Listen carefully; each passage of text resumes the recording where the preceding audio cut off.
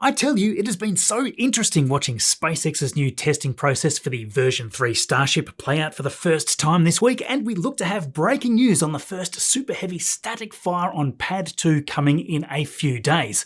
With that, we also have a brand new information dump that expands on the Artemis plan hinted at in last week's infographic drop by NASA, mix in a bunch more successes and an unfortunate failure, and we've got a lot to dive into. Okay, Neil, we can see you coming down the ladder now.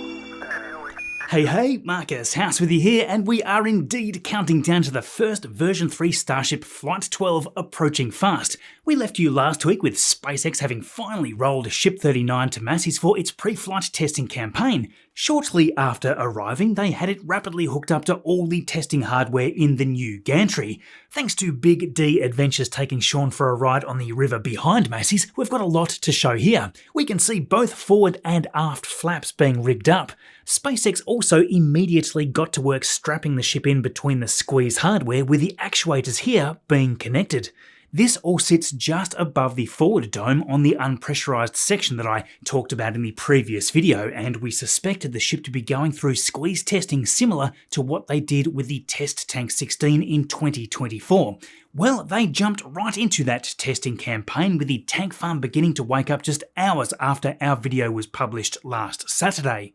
Indeed, for the first time since Ship 36's explosive mishap, cryogenics were flowing towards the static fire trench once again. Ship 39 seemed to be fully filled at this point, and all looked to have gone perfectly to plan for this test. Detanking was soon underway, as we could see from the frosty sides disappearing. They were back just 2 days later with an even more exciting run that introduced that new added testing hardware. As you may have already noticed, we had flaps moving in this test.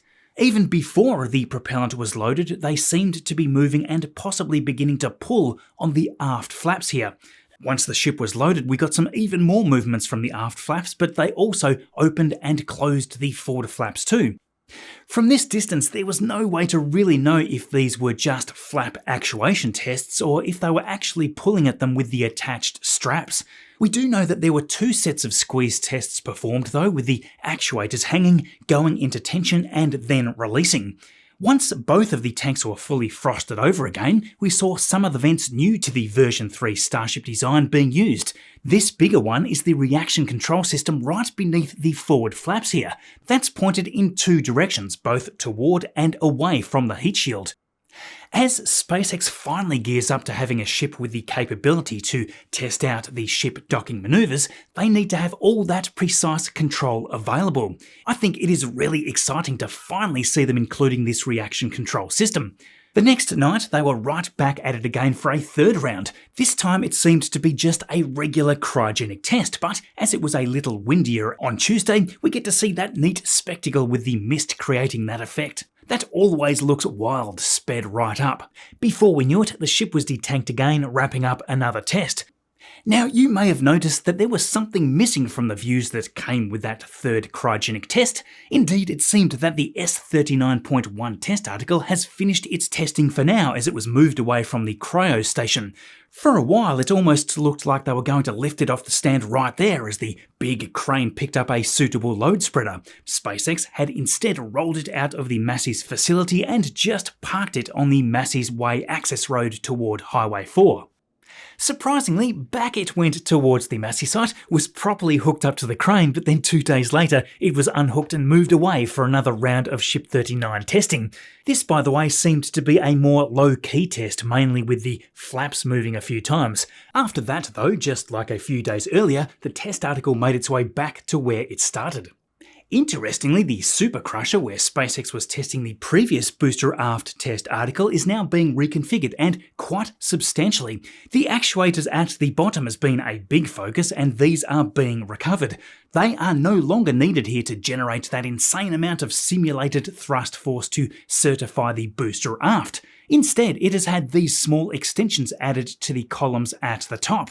Thanks to this recent flight by RGV Aerial Photography, we can see they've got a lot more hardware staged close by. Most importantly is this set of 3 truss structures. One of them was already being installed, and before long all 3 pieces were attached. We think that this could be related to testing the new version 3 super heavy grid fins. Remember, the B18.3 test article, which we had assumed would be having this testing, had its unfortunate premature end, so it's nice to see all this testing still seems to be on the way. You may remember that the forward section of the failed test unit here was rolled back to the build site and has since been worked on quite extensively. This week we saw a booster common dome section with the vents that would normally be for the depress and reaction control systems capped off.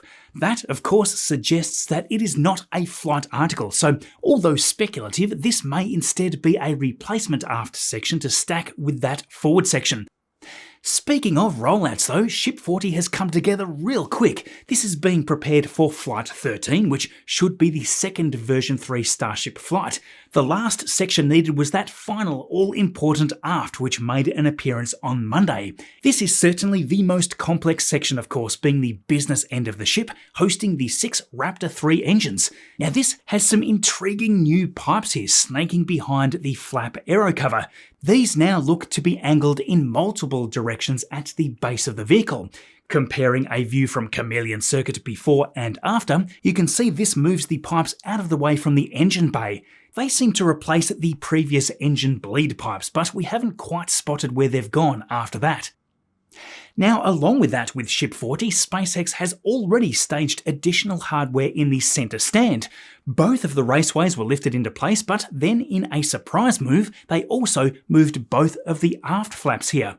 At first, we thought they were going to be installed instantly on the ship less than 24 hours after the aft section had been moved in, but the crew instead set them upright in that middle workstation just like the raceways. This is another process optimization as we see the production line evolve and become ever more efficient. It means that just with the one lift of the ship to the centre workstation, they can immediately install both aft flaps and the raceways in one smooth set of moves. At the Sanchez area of the site, the second ship test stand is coming along nicely with 3 service structures now installed to more easily access the vacuum engine mounts once a ship is lifted on top. This testing is even more crucial now that the engine mounts are recessed quite a lot into the aft dome. This is because SpaceX has switched the aft dome to use the same design as the common and forward domes. This means that the engines attach at a slightly different height, but this design also increases the tank propellant volume without needing to make the ship taller. As another benefit, the standardised domes means that SpaceX are simplifying their production lines.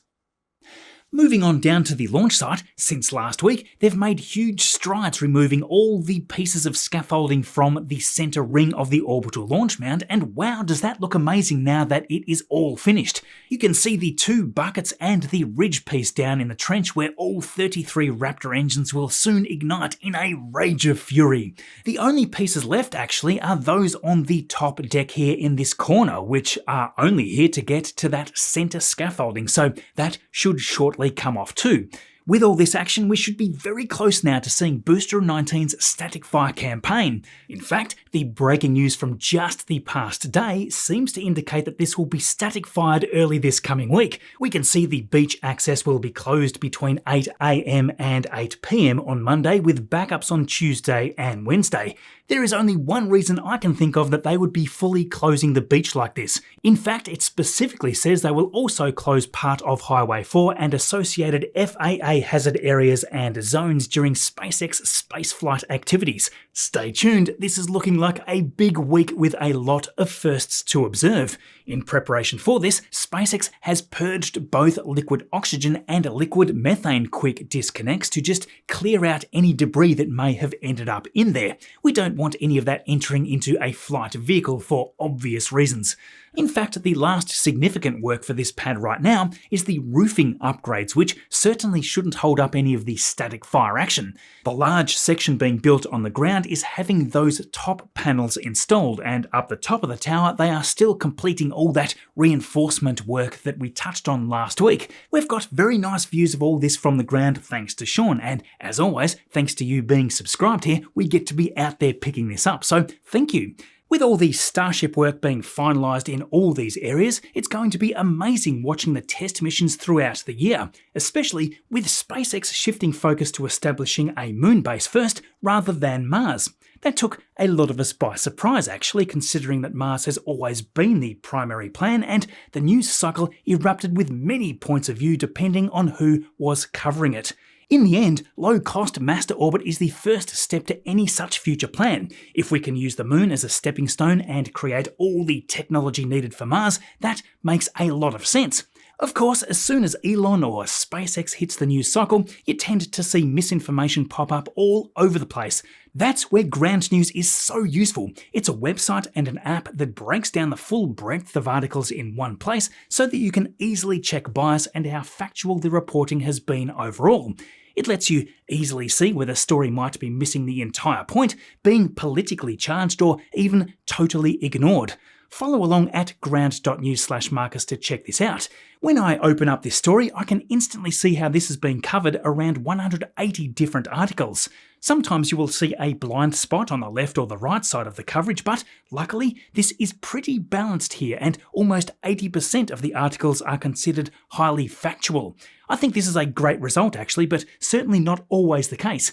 If you are simply curious about whether a headline is just framed to grab clicks, seeing it summarised like this makes that pretty simple to determine. The Nobel Peace Centre even recently praised it as an excellent way to stay informed, avoid echo chambers, and expand your worldview. Of course, Ground News is independent and subscriber funded, so they are not influenced by the coverage. You can pick up the same plan that I am using for just $5 a month. That's almost half off, by the way, so check it out. Visit ground.news/Marcus from the link in the description, or you can scan the QR code right there on screen to get started. Thank you, Ground News. Okay, so along with Pad 2 work, there is plenty to watch with other massive upgrades going on around it. I mentioned last week that they had already started installing sheet piles for that first trench exit over here at Pad 1, but Perspective was playing tricks from the ground. They were instead reaching the end of that tower side wall. However, they were clearly about to begin that exit here. The 4 new methane tanks within the tank farm are plumbed into their skids, although only with lines connected that are likely to just allow SpaceX to purge them at this time. Over the road at the new air separation unit, most of the work is around the more intricate systems that join all these larger prefab pieces together. This is all quite difficult to keep track of now, but it seems that most of the work right now is going on from the left wing. There's tons of conduit work going on, and I suspect there's a lot of the power and control systems going in here shortly. Jumping across the country to the Florida site, we had another 2 tower sections roll to Space Launch Complex 37. This was module number 8 moving through on Monday night, which meant that they've now got the entire top half of the tower at the launch complex already, and then module 1 was rolling out on Thursday. This module, of course, will be the first to be stacked on the tower base once that is constructed. Now, the Artemis topics to explore currently are intriguing every week at this point. Let's start with the Artemis 2 mission, which has been pushed into April now. Last week, of course, we had watched the SLS return to the vehicle assembly building to go through repair work for the helium issue on the interim cryogenic propulsion stage. Well, great news on all that, because the engineers found that a seal in the quick disconnect that supplies the helium was obstructing the flow due to it becoming dislodged. They removed the quick disconnect and reassembled this system. They also took the opportunity to refresh other systems, such as installing a new set of flight termination system batteries, and also batteries on the upper stage, core stage, solid rocket boosters, and Orion's launch abort system. They are also replacing a seal on the core stage's liquid oxygen line too, so yeah, it all seems to be going to plan. They are still working on it and seem confident that it will be rolling out for a wet dress rehearsal later this month before the hopeful launch in April. Now, there is also much more information dumped around the rapidly changing future of Artemis missions, as we just started touching on last week with this new infographic being posted. Now, this has been followed by this update on Tuesday this week as they lay out the new plan to land American astronauts on the moon to maintain US superiority in exploration and discovery. As we know, Jared announced that NASA would increase the number of missions and begin standardizing the Space Launch System configuration. Artemis 3 is the new demonstration mission that will test one or hopefully even both commercial landers from SpaceX and Blue Origin. It is confirmed that this will also involve launching crew on Orion with the SLS and will essentially do a test rendezvous and docking with the private commercial spacecraft that will be in play. I think it would be absolutely wild if they could do this with both landers in the same mission, so I am really hoping that we get to see very solid progress with both SpaceX's HLS and the Blue Moon crewed lander so that they can test out both of these. Moving on to Artemis 4's first lunar landing in early 2028, this is still largely the same plan as it was when it was named Artemis 3. After launching on SLS, sending the crew out into an orbit around the moon, they will transfer over to the commercial lunar lander. This will then transport them to the moon's surface. Now, NASA says here that the lander readiness will determine which provider will safely carry the crew to the surface and back to Orion in lunar orbit. Which lander do you think will be ready first? There's a furious debate online about this right now, so I would love to know what you think. Now here I think is the interesting bit. The work going on right now to standardise the SLS will already be implemented for Artemis 4. NASA is indeed looking for alternate options for the second stage instead of the limited interim cryogenic propulsion stage, and I suspect that is exactly why we've seen hints of this Centaur stage on the infographic. This is a gigantic shake-up, and as stated here as well, NASA is no longer planning to use the Exploration Upper Stage or Mobile Launcher 2 as development of both has faced huge delays. Now, this is a big shock because of course significant work has already been done to develop the second mobile launcher. This would have supported the larger and more powerful Block 1B configuration of SLS, which has now, of course, been cancelled. I would have thought, though, that the new launch tower could have been updated to support the standard SLS configuration. I mean, as always, it is useful to have a second if they are busy repairing damage on another. This, I think, is a pretty big issue that I personally see when trying to increase the launch frequency of SLS. It's not just more SLS rockets that need to be constructed, but also they need the ability to repair and turn around the launch tower quick enough to match. Remember, there was big damage after the Artemis 1 launch on the tower, and it took a lot of time and money to get this all fixed up.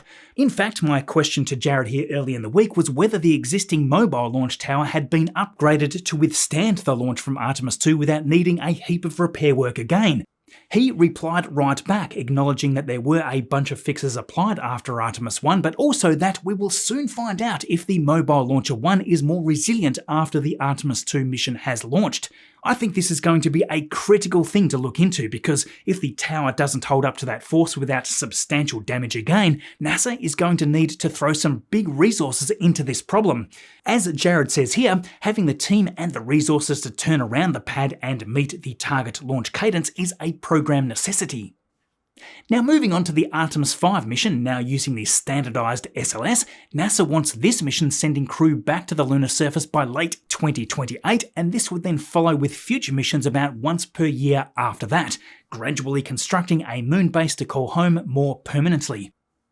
Now, like all of us, I'm sure I would be thrilled to see all this happen exactly as planned here, but I do worry that the budgets that NASA currently has to play with are not really increasing enough to quickly see this become reality. I am wondering if perhaps a portion of the defense budget starts creeping into this plan because that is comparatively monstrous. After all, if the US really does want that golden age of innovation and exploration, they need to move fast and also have the commercial partners move equally as quickly.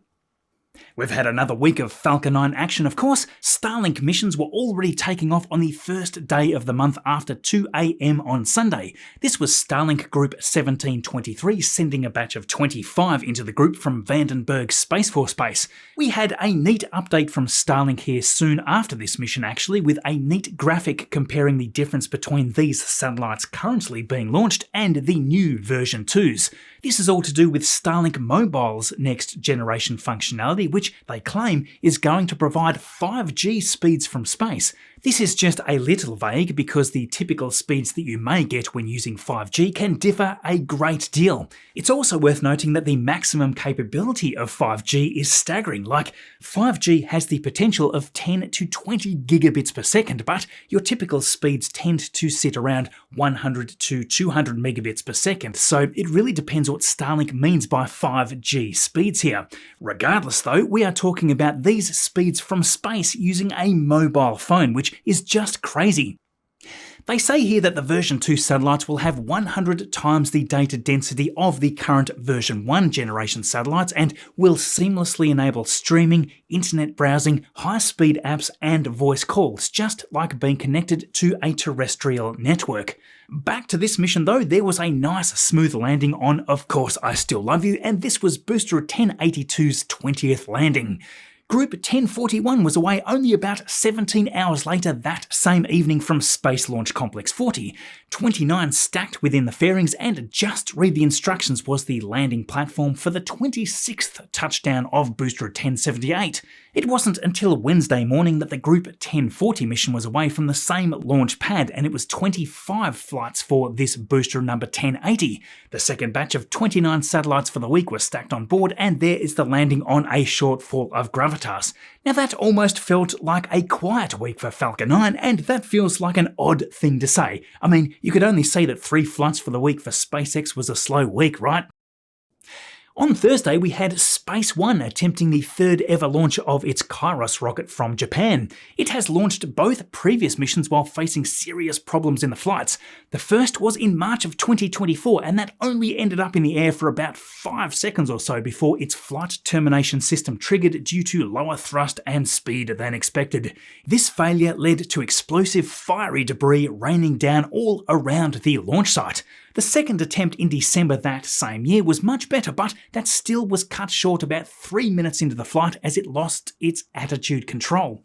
The big question was, would the third time be the charm? Well, unfortunately, this attempt also ended in vain. The rocket did lift off the pad successfully without any issues, but just a little over a minute into the flight, we saw what looked to be an explosive event of some sort. Obviously not good. We could clearly make out parts of the rocket breaking away, and that ended in another rapid disassembly. We also had a surprise Electron launch from Rocket Lab later in the week. This popped up quite suddenly, perhaps due to the confidential nature of the payload. This was the mission Insight at Speed is a Friend Indeed, and it carried a single Black Sky Generation 3 satellite to low Earth orbit. Just shy of 3 minutes in, we could see the staging as you would expect there, with Electron's first stage drifting away, and we didn't get to see views of the fairing separation due to customer request. A little later, the stream just concluded with a successful kick stage separation. So there is another week done and dusted, my friends. I hope you enjoyed this video. If you did, don't forget to hit subscribe so we can keep these awesome humans making content for humans. If you have just a little more time, consider checking out this video here next, and thanks for watching all this way through to the end. That helps more than I think most people realise. I'll catch you next weekend.